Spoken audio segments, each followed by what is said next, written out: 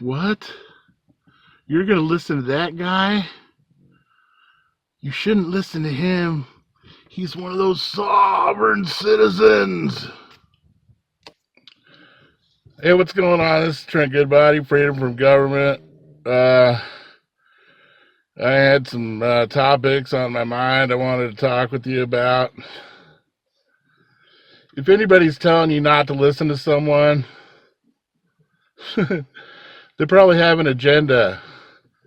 Like, if somebody says, oh, I don't listen to that guy, he uses sovereign citizen tactics or is a sovereign citizen. What does that even mean? Does that mean he just doesn't use the same strategy that you do?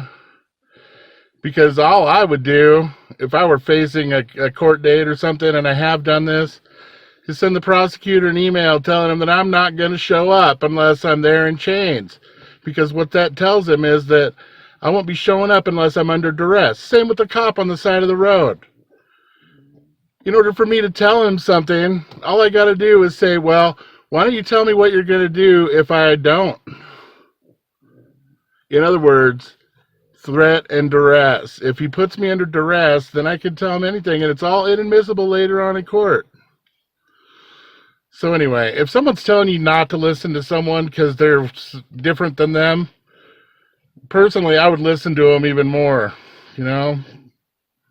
see what they got to say. Anyway, that's one thing. Another thing is these First Amendment auditors. I love watching me some First Amendment audit videos, but what is that actually doing? It's not really doing anything. It's like the same as protesting. Protesting is never going to work. What we got to do is take away the revenue.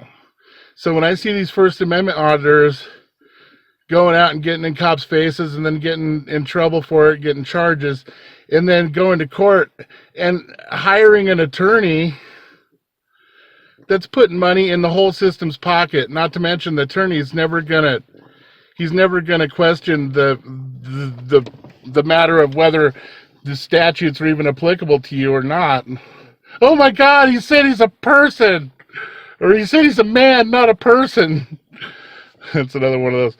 I mean, if they can't show that their statute is applicable, why should I follow all of them?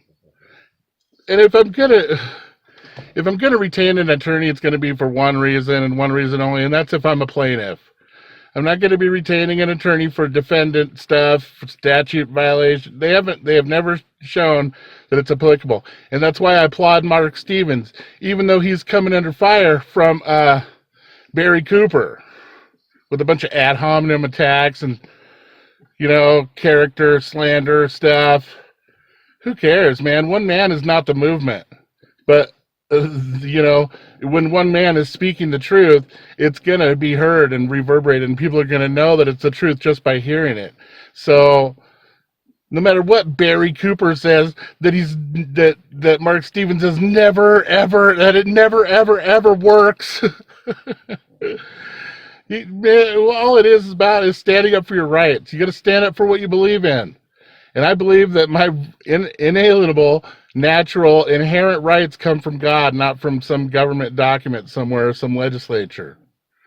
So that's the second point I wanted to make is I love watching me some First Amendment audit videos, but don't learn how to navigate a legal case first before you go get in cops' faces, because an attorney, when you hire him, he's an officer of the court, and by retaining him, that deems you as incompetent. It means you're incompetent or a ward of the court, and I am not that. I'm not gonna lock in their jurisdiction by soliciting an attorney so he can attorn.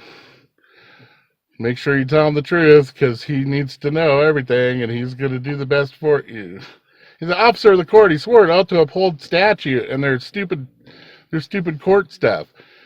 So you lose a little bit of credibility with me right away when you say, oh, I'm going to do First Amendment audits. And even if you're a good First Amendment auditor, if you're retaining an attorney, then the whole thing is like moot. So another thing is that I wanted to mention is that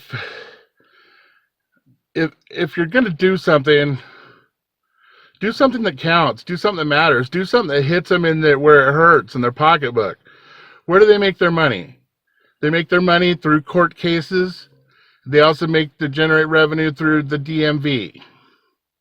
So that's where you hit them where it hurts. That's why I'm going to come under attack, I'm sure, for telling people to travel without begging for permission in the form of a license, because we're not commercial drivers. So, but that's gonna hurt their bottom line, where they make a lot of their money. So of course I'm gonna get attacked. They're gonna call me some kind of crazy sovereign citizen. As a matter of fact, but I never practice violence. I don't even have guns. I don't shoot cops on the side of the road. That's crazy stuff. But I don't know. I was gonna say that I have this. I did a video or an interview for Fox a long time ago, and the producer on the phone told me, "Oh no, I am not gonna. We're gonna leave the sovereign thing out of it." What do you know? He titles the video "Sovereign Citizen" this or that. It's just slander. And you know what? What is a sovereign citizen? It's an oxymoron, because he can't be an authority and a subject at the same time. There's only one sovereign, God, the one who blesses me daily, So I guess that's all I wanted to say. That's what's been burning on my mind lately, is those two little topics about, retaining attorneys. Come on, man. That's Patches snoring in the background. All right, well, I was only going to do a few minutes, and it's going on like 7 minutes, so I'm going to bid you guys farewell and get back to working on my ranch here in northern Nevada. You guys have a great day, and as always, peace.